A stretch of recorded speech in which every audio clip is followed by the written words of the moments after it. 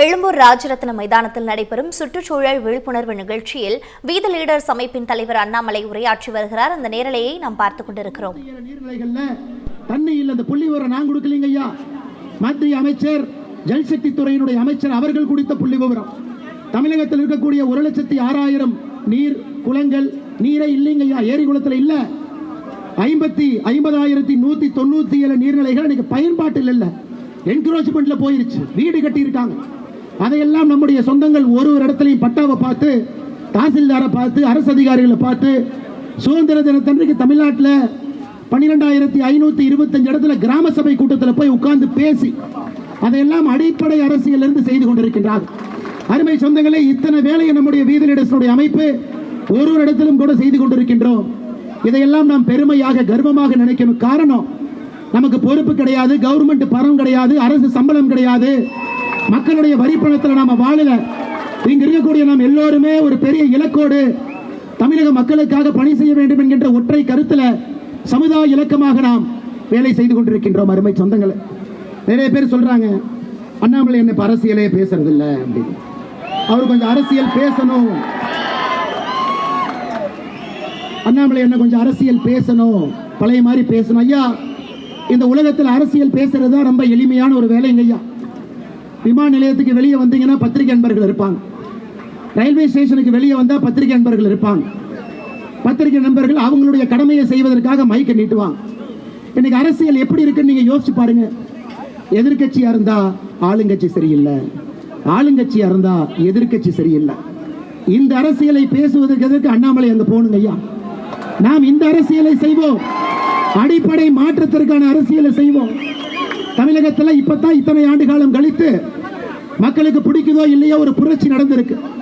ஒரு முதலமைச்சர் ஆட்சிக்கு வந்திருக்கிறாங்க. நான் எல்லா இடத்திலும் கூட சொல்வது, ஓராண்டு காலம் கொடுங்க, ஒரு ஆண்டு காலம் கொடுங்க. 108 எம்எல்ஏ வந்ததுல 101 எம்எல்ஏ இப்பதான் முதல் டைம் சட்டமன்றத்துக்குள்ள எட்டி பார்க்கிறாங்க.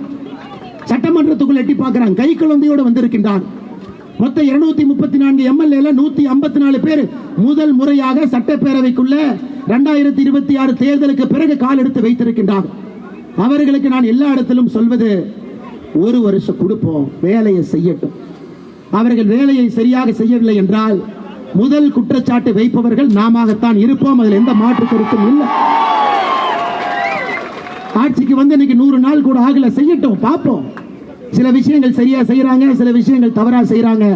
தவறுகள் செய்யும் பொழுது நாம் அதையும் செய்யறாங்க, சில விஷயங்கள் தவறா செய்யறாங்க. தவறுகள் செய்யும் பொழுது நாம் சுட்டி காட்டுகின்றோம், அதையும் சில இடத்துல திருத்திக் கொண்டிருக்கின்றார்கள். அரசு செய்யக்கூடிய வேலையை நாம செக் பண்ணி அவர்களுக்கு ரிப்போர்ட் கொடுக்கிறோம். டாஸ்மார்க் எத்தனை கடைகள் இன்னும் 500 மீட்டருக்குள்ள இருக்கு, அதையும் அரசு ஆமோதித்து நடவடிக்கை எடுக்கிறாங்க. அதை நான் நிச்சயமாக பாராட்டுகின்றேன். அது நல்ல ஒரு அரசியல் போக்கு. ஒரு வருட காலம் தப்பு பண்றாங்கன்னா நம்ம பேசுவோங்க ஐயா. எனக்கு தெரியும், தமிழகத்துல எதிர்கட்சி நண்பர்கள் நிறைய பேர் நம்மளை பார்த்து சொல்றாங்க, அண்ணே நீங்க அரசியலே பண்ணல. எனக்கு எதிர்கட்சி பண்ணக்கூடிய அரசியல் என்னன்னா, எப்படியாவது இந்த ஆளுங்கட்சியை கவுத்து ஆட்சிக்கு வர வேண்டும் என்பதுதான் எதிர்கட்சிகள் செய்யக்கூடிய அரசியலா இருக்கு. அதுக்கு ஆபரேஷன் மெகாலயான்னு ஒரு பேரு, புள்ள உடிக்கிற மாதிரி 10 எம்எல்ஏ பிடிச்சிட்டு வாங்க, அவங்கள சபாநாயகரின் மீது நம்பிக்கையில்லா தீர்மானத்துக்கு கொண்டு போங்க, அதுல ஆட்சியை கவலுங்க ஐயா. தப்பா ஆட்சி பண்ணா ஆட்சியை கவலுப்புங்க ஐயா. ஒரு வருஷம் எல்லாரும் நேரம் கொடுங்க. எதற்கு காலையில வெந்நீரை ஊற்றியது போல எல்லாம் அப்படி சுத்திக்கிட்டே இருக்கிறீங்க, வேலை செய்யட்டும். அதே போல மத்திய அரசை பொறுத்தவரை இன்னைக்கு நண்பர்களுக்கு இந்த மேடையில் நான் சில விஷயத்தை போட்டு உடைக்க விரும்புகின்றேன். எனக்கு நிறைய நம்முடைய பிஜேபி நண்பர்களாக இருக்கட்டும், மாற்றுக் கட்சி நண்பர்களாக இருக்கட்டும், அண்ணாமலை என்ன பிஜேபி விட்டு வரலீங்க, அவர் பிஜேபி பி டீமுங்க. அவர் டெல்லி எப்படி போனார் பாத்தீங்களா? ஜம்முன்னு போனார், 4 நாள் ரிசைன் பண்றார். அமித்ஷாவை பார்த்தார், எல்லாத்தையும் பார்த்தார், ஆனா சண்டையே போடலையே. சண்டை போட்டா தானே அவர் பிஜேபிக்கு எதிரி, சண்டையே போடலையே. அவர் மரியாதை நிமித்தமாக எல்லாத்தையும் பார்த்துட்டு, ஐயா உங்க வேலையில் நீங்க போங்க, என் வேலையில் நான் போறேன், எனக்கு ஒரு புது விதமான அரசியல் எண்ணம் இருக்கு, இதுல செஞ்சுக்கிறேன்.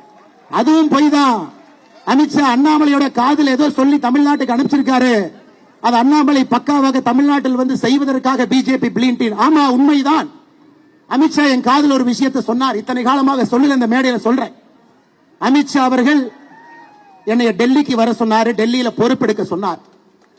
3 ஆண்டுகளுக்கு மேல டெல்லியில் வந்து இருக்க வேண்டும் என்று சொன்ன பொழுது நமக்கு அது ஒத்து வராதுங்க ஐயா, நான் தமிழ்நாட்டில் இருந்துக்கிறேன், நமக்கு அது வேண்டாங்க ஐயா. நான் இங்கேயே சின்னமா பாவமா இங்கேயே மக்கள் சேவை பண்ணிக்கிட்டு நம்முடைய நண்பர்களோடு சகோதர சகோதரர்களோடு இங்கேயே இருந்துக்கிறேன். அதுல சில நண்பர்கள் அண்ணாமலை அமெரிக்கா போயிடுவார், டெக்சாஸ் போயிடுவார், கலிபோர்னியா போயிடுவார். ஐயா, இந்த கை இங்க குப்பை தாங்க எடுத்துட்டு இருக்கு, எங்கேயும் போல. டெல்லியே போகாத இந்த அண்ணாமலை எங்க அமெரிக்காவுக்கு போக போறான்? சரி, நான் சொல்றேன், சில பிஜேபி காரங்களுக்கு நம்பிக்கை இல்லையா? 20ஆம் தேதி அமித்ஷா தமிழ்நாடு வர்றாரு. ஐயா, அண்ணாமலைக்கு ஏதோ ஆஃபர் கொடுத்தீங்களாமா? அவர் வேண்டான்னு சொல்லிட்டு வந்தாராமா? என்ன ஆஃபர் கொடுப்பீங்கன்னு அமித்ஷாவை கேளு.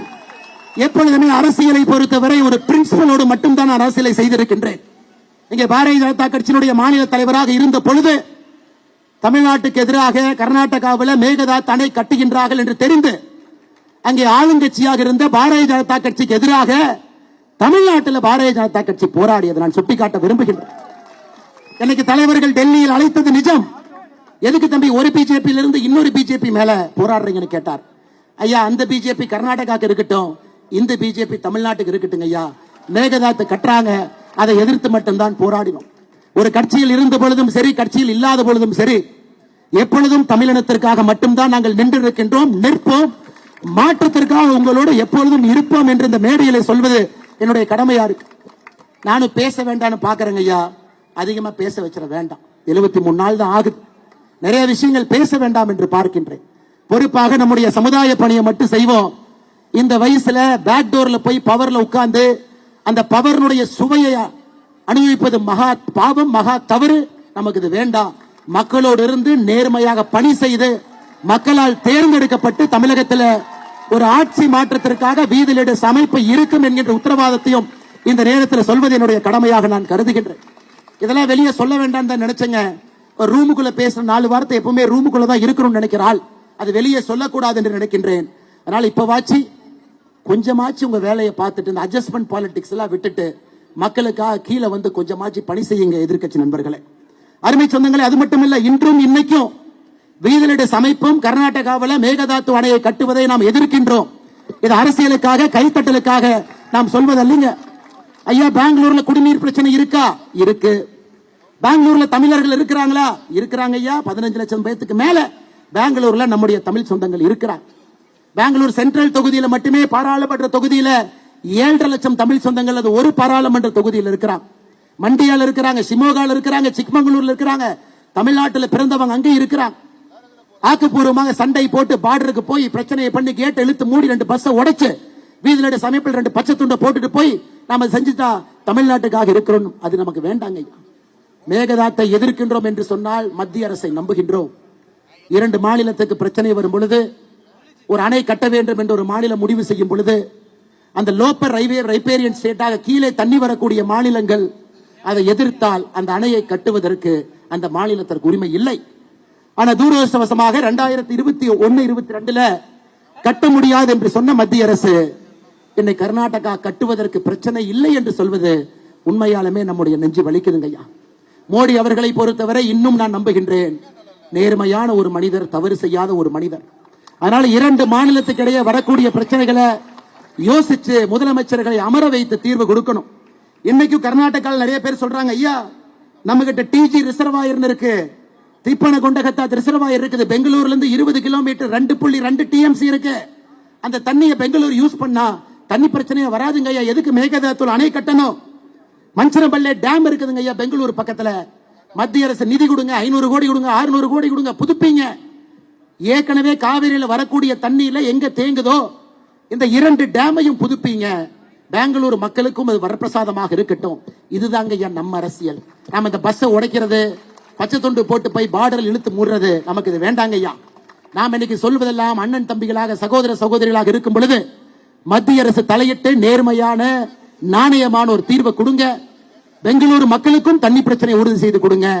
ஏற்கனவே காவிரியில் தண்ணி வரல, தயவு செய்து இன்னொரு அணையை 9,000 கோடி ரூபாய்க்கு கட்டி அந்த மேகதாது அணை எங்க இருக்கு? இன்னைக்கு கர்நாடகாவில் முதலமைச்சராக இருக்கக்கூடிய டி.கே. சிவகுமார் அவருடைய சொந்த தொகுதியில மேகதாத்து இருக்குது என்பதையும் நீங்கள் புரிந்து கொள்ள வேண்டும் அருமை சொந்தங்களே. அதற்கு மேல அரசியல் பேச விரும்பல. இதுதான் நம்முடைய நிலைப்பாடு. இல்ல அண்ணாமலை தமிழ்நாடு பட்ஜெட்டை பத்தி பேசலையா? தமிழ்நாடு பட்ஜெட்டை பத்தி 2 வார்த்தை சொல்லுங்க ஐயா. ஐயா இப்பதான் வந்திருக்கிறாங்க. நான் இந்த மாதிரி முதலமைச்சர் விஜய் சார் அவர்களுக்கு ஒரே ஒரு வேண்டுகோள் மட்டும்தான் வைக்கிறேன்.